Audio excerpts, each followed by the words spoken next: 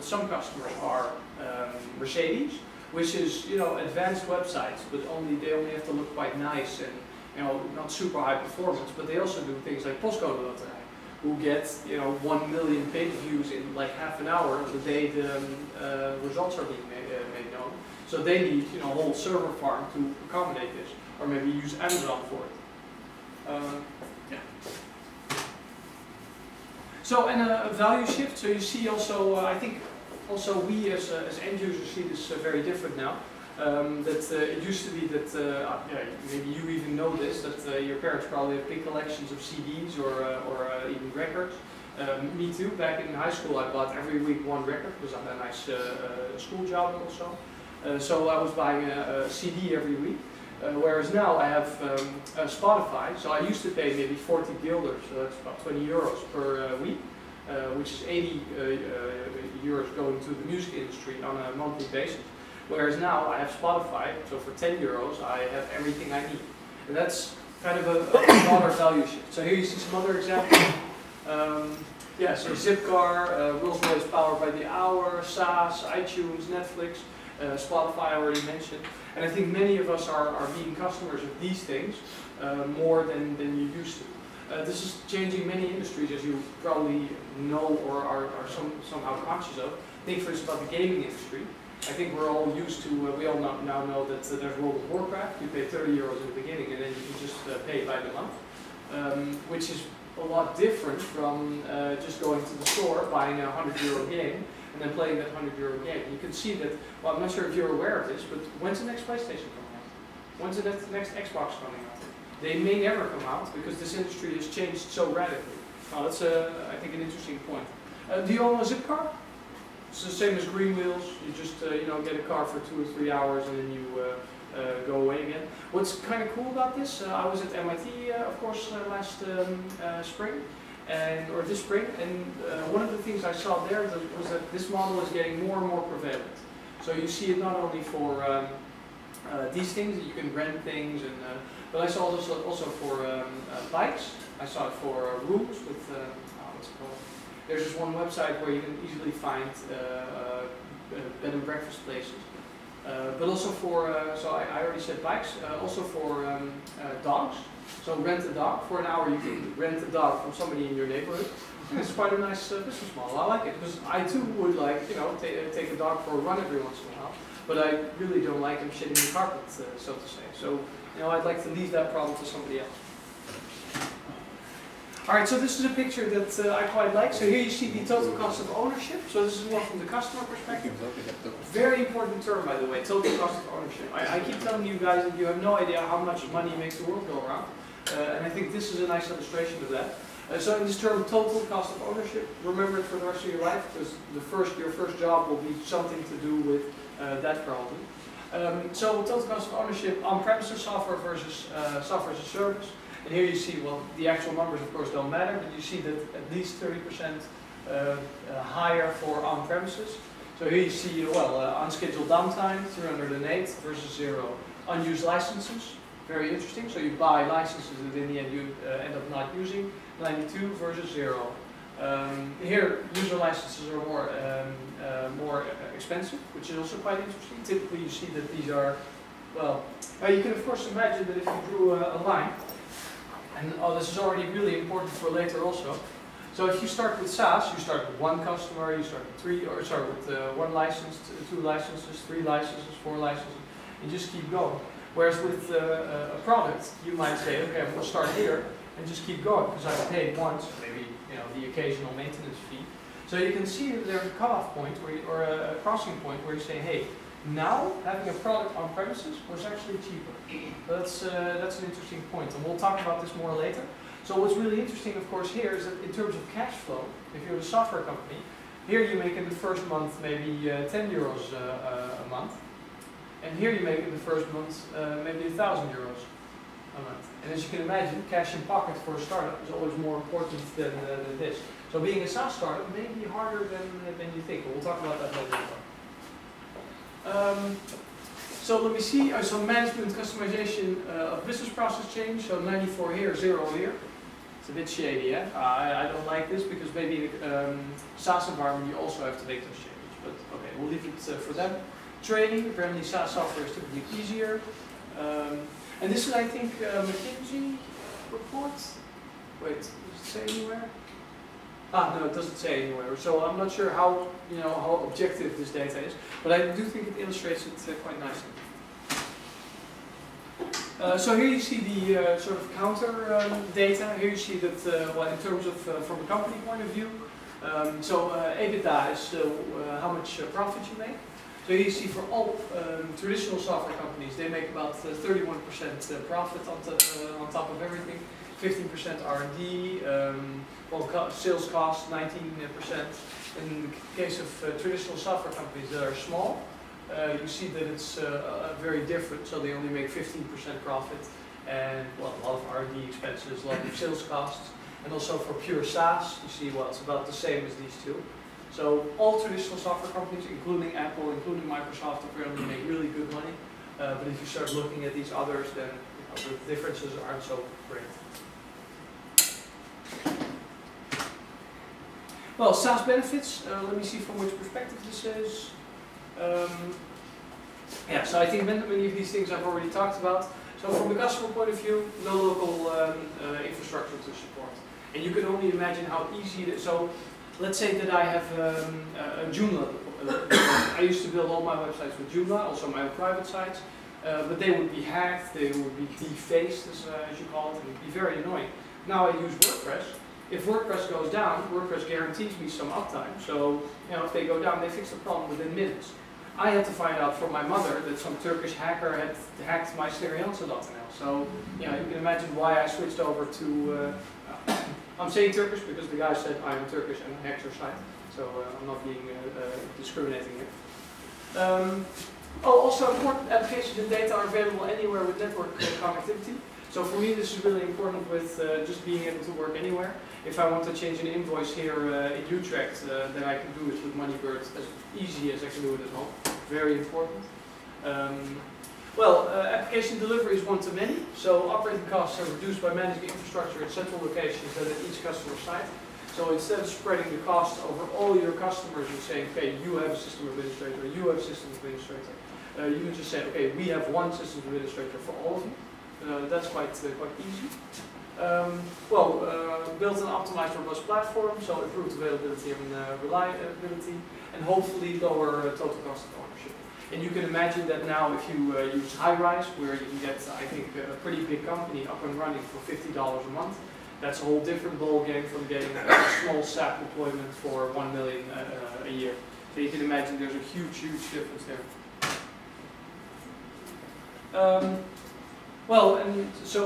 You can see it here. They come again. So traditional model of software delivery, you leave responsibility for managing the software with the customer.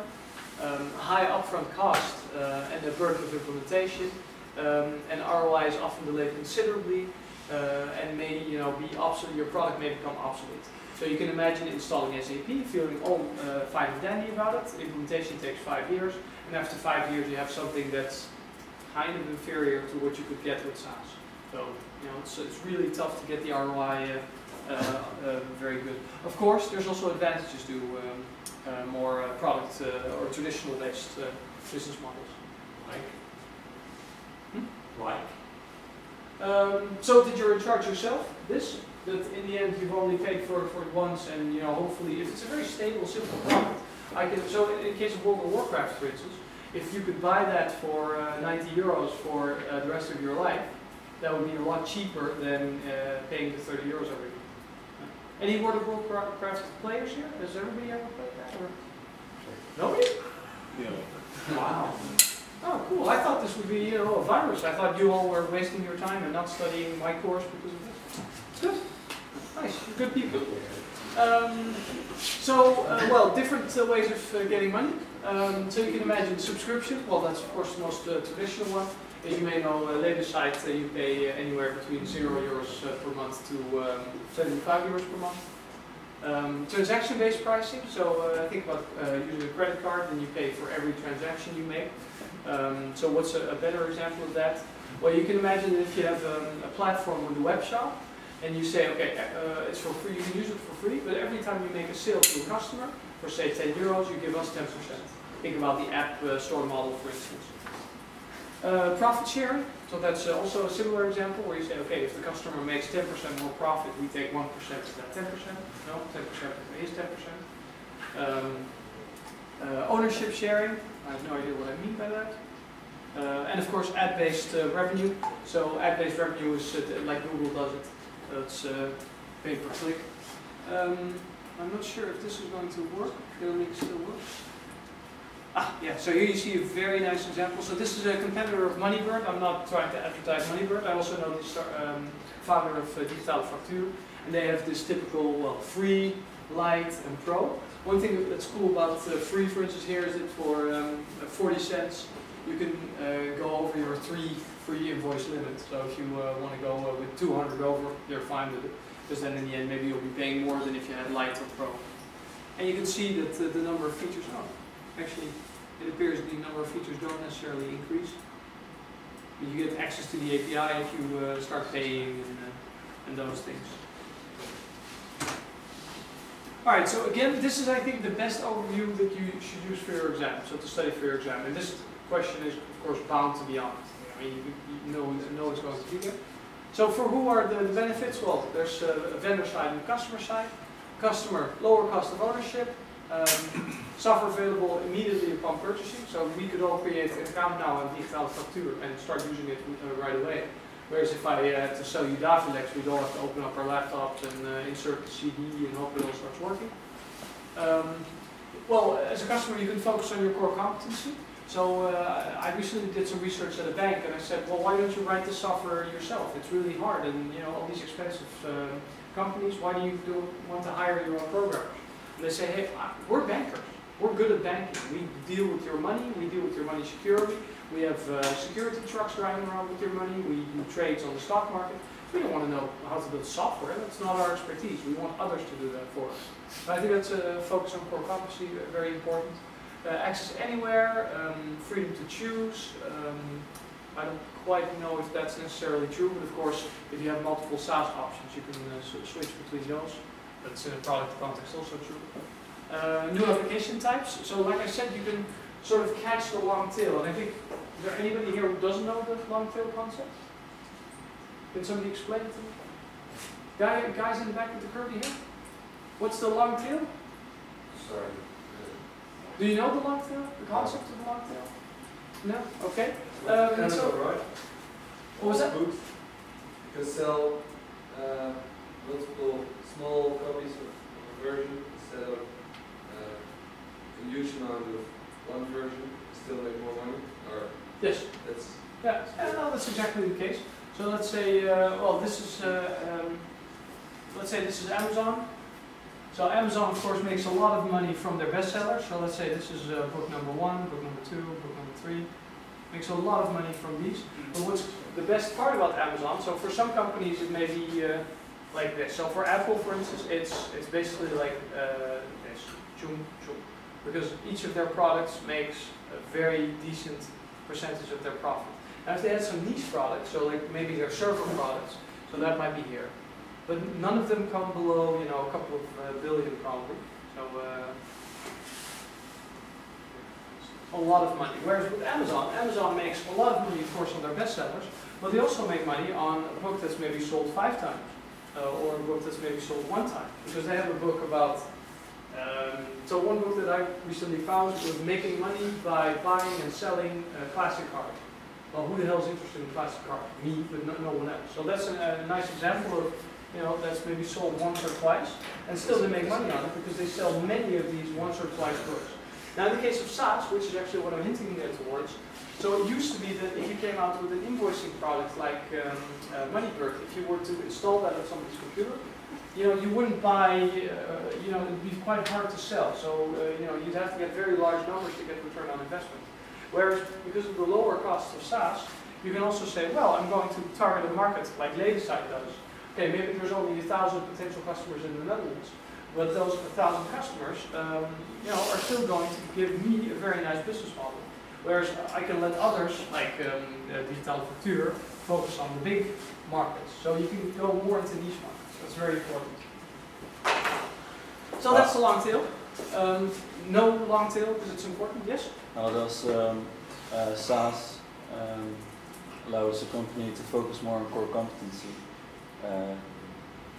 Well, the main point there is that you don't have to hire a system administrator, and you don't have to hire a bunch of developers to do customization for you, because you can all leave that with the services company. And you don't have to do it yourself. It's, yes. Yeah, one thing that the person in the interview with us told us was very interesting, that they sold their product as ASP and SaaS. And he told us that for companies like HP, which are multinationals, it's very attractive to buy SaaS products in the Netherlands, because if they buy ASP, for instance, it's an investment instead of a cost. So they'll have to explain it to the guys in the USA. Yeah. So as long as they buy SaaS, which is a cost, they don't have to explain anything, and it's easier for them. Cool. Yeah, that's also very interesting. So that's the upfront investment aspect, where if you want to buy SAP, you have to call your head office, can I spend 1 million euros? Whereas if you buy Moneybird, it's like, okay, well, we need to do invoicing, it's 10 euros a month, can we please do it? It becomes part of our operational expenses. Yeah. Yeah, no, that's a very good point.